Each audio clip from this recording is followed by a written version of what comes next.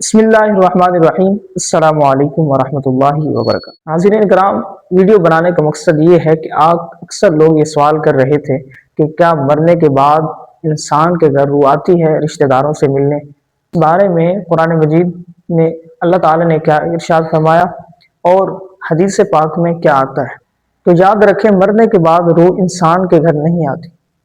کچھ لوگ یہ بھی کہہ رہے ہوتے ہیں کہ ایک مچھر ہے جو کالے سیاہ کا ہے، جب وہ گھر آتا ہے، کسی کے گھر آتا ہے، تو وہ گھر والے کہتے ہیں کہ یہ ہماری روح ہے، یہ ہمارے رشتہ داروں کی روح ہے، ہمیں ملنے آئی ہے۔ تو ایسی جاہلوں والی بات نہیں کرنی چاہیے۔ قرآن مجید میں اللہ تعالی نے کیا ارشاد فرمایا؟ اللہ تعالی نے ارشاد فرمایا وَمِن وَرَائِهِمْ بَرْزَخٌ إِلَى يَوْمِ يُبْعَثُونَ۔ مرنے کے بعد روح، انسان کی جو روح ہوتی ہے، وہ عالم برزخ میں چلی جاتی ہے۔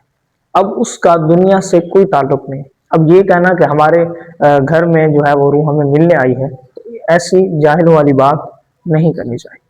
جب اللہ تعالیٰ نے ارشاد فرمایا کہ عالم برزخ میں چلی جاتی ہے، یہ بھی ارشاد ہوا کہ عالم برزخ میں چلے جانے کے بعد ان کے درمیان ایک پردہ ہوتا ہے، اس سے وہ تمام روح اس پردے کے آگے سے نہیں آ سکتی۔ تو ایسی بات کہنا کہ ہمیں مرنے کے بعد روح ہمیں ملنے آئی ہے، تو ایسی بات کہنا بالکل غلط ہے اور قرآن مجید کی آیت کے خلاف ہے۔ کچھ لوگوں کا یہ بھی سوال تھا کہ کیا مرنے کے بعد روح کو کچھ نہ کچھ سنائی دیتا ہے؟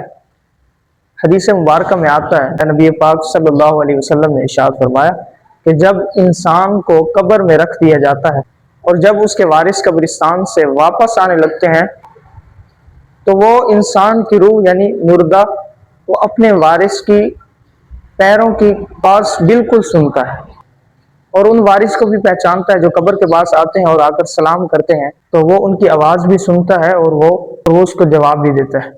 اسی لیے یہ بات کہنا کہ ہمارے گھر میں کوئی روح ہمیں ملنے آئی ہے، تو یہ کوئی حدیث سے کوئی ثابت نہیں ہے، کوئی واقعہ بھی نہیں ہے کہ یہ جو ایک مچھر آتا ہے کالے سیاہ رنگ کا، کہ ہمارے گھر آئے تو ہمارے رشتہ داروں یا عزیزوں سے ملنے آتا ہے۔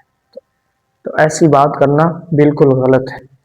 اگر آپ ہمارے اس اسلامی چینل کی ویڈیو میں پہلی بار آئے ہیں تو پہلے چینل کو سبسکرائب کریں تاکہ ہر بنانے والی ویڈیو آپ تک پہنچ سکے۔ جزاک اللہ۔